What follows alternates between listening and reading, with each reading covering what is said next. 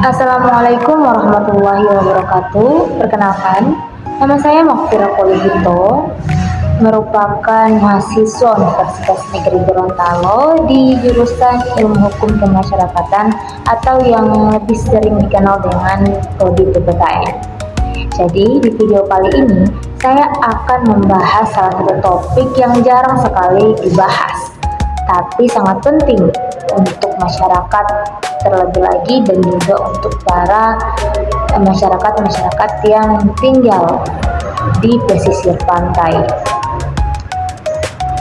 Topik yang akan kita bahas kali ini adalah mengenai kebijakan pelestarian mangrove di Kabupaten Uluwatu. Dalam kebijakan ini ada hal-hal yang positif, tapi ada juga hal-hal yang menurut saya itu perlu dikritisi. Sebagaimana yang kita telah ketahui bahwa negara Indonesia ini merupakan negara kepulauan, dan Uluwatu merupakan salah satu daerah pesisir yang punya hutan mangrove. Tapi sayangnya banyak sekali mangrove yang rusak diakibatkan oleh tambak, pemukiman, dan penebangan liar. Katanya Pemda Uluwatu itu sudah melakukan tindakan. Nah, yang tindakan dari Pemda itulah yang akan aku bahas di sini dari segi positif dan negatifnya. Secara teori, mangrove itu punya peran penting dalam penahan gelombang, penyerap karbon, bahkan tempat tinggal untuk biota laut. Dan apabila mangrove itu rusak, itu akan memperburuk abrasi dan intrusi air semakin tinggi. Jadi, kebijakan yang mengenai pelestarian mangrove itu haruslah dijalankan dengan serius. Tapi pertanyaannya, apakah kebijakan yang telah dikeluarkan itu benar-benar dilaksanakan dengan serius atau tidak? Kalau kita lihat dari dokumen dan observasi langsung di lapangan, kita bisa lihat bahwa Pemda itu sudah melakukan beberapa langkah.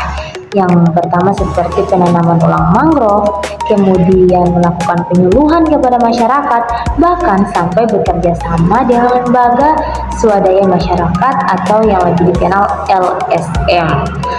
Terdapat juga peraturan Pemda nomor 3 tahun 2018. Nah, dari sini aku mengapresiasi langkah awal yang telah dilakukan oleh pihak Pemda. Namun, apabila kita turun langsung ke lapangan melihat kondisi mangrove, sebenarnya belum maksimal, teman-teman. Jadi banyak sekali masyarakat yang belum tahu atau belum peduli. Kemudian kampanye edukasi memang ada, tapi masih terkesan seremonial. Kalau sekedar menanam bibit kemudian ditinggal, itu bukan rehabilitasi berkelanjutan namanya. Yang kedua, mengenai soal pengawasan. Walaupun sudah dikeluarkan perda tadi, masih selalu ada saja yang melakukan tambak ilegal atau penebangan liar. Jadi apa gunanya perda kalau penegakan hukumnya itu lemah?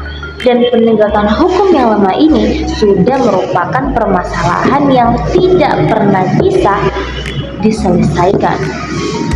Hukum yang terkenal tajam ke bawah dan tumpul ke atas seolah-olah sudah menjadi identitas dalam penegakan hukum. Pemda mengatakan bahwa mereka sudah melakukan kampanye dan edukasi melalui sekolah-sekolah, melalui media sosial, bahkan melalui komunitas-komunitas yang ada. Tapi seharusnya masyarakat itu dilibatkan sejak awal sebagai mitra, bukan dilibatkan hanya sebagai objek penyuluhan. Karena tanpa adanya perubahan pola pikir dari warga, proyek ini hanya akan jadi proyek tahunan saja. Di luar dari permasalahan-permasalahan tadi, Di beberapa daerah yang ada di Popayato dan Marisa itu, kebijakan ini sudah membuahkan hasil, teman-teman. Keadaan pantai jadi lebih stabil, kemudian warga juga lebih paham mengenai pelestarian atau konservasi mangrove. Tapi hal ini belum merata. Jadi harapan aku, hal-hal positif kayak gini itu harus dibuat menyeluruh, insentif di setiap tempat. Satu poin yang paling aku kritisi adalah lemahnya penegakan hukum. Pembuatan perda itu penting, tapi yang lebih penting adalah pelaksanaannya. Misalnya, apakah aparat itu akan mau menindaklanjuti pelaku tambak ilegal atau akan melakukan pengabaian atau pembiaran karena faktor ekonomi. Selain itu, pemberian insentif kepada masyarakat itu masih minim. Padahal kalau masyarakat dilibatkan lebih jauh dan diberikan penghargaan, mungkin masyarakat akan lebih peduli. So, kesimpulannya, aku melihat ada kemajuan dari Pemda Pohuwato, tapi belum cukup atau belum merata. Pelestarian mangrove itu seharusnya dijadikan prioritas utama, bukan jadi proyek musiman. Pemerintah, masyarakat, LSM, bahkan kita sebagai mahasiswa itu punya peran dalam pelestarian atau konservasi mangrove. Oleh karena itu, untuk kalian yang lagi nonton video ini, melakukan konservasi atau pelestarian itu bisa kita lakukan dengan satu langkah kecil. Sekian pembahasan mengenai kebijakan mangrove Pemda Pohuwato. Kita akhiri sampai di sini. Jangan lupa like, subscribe, and comment. Dadah.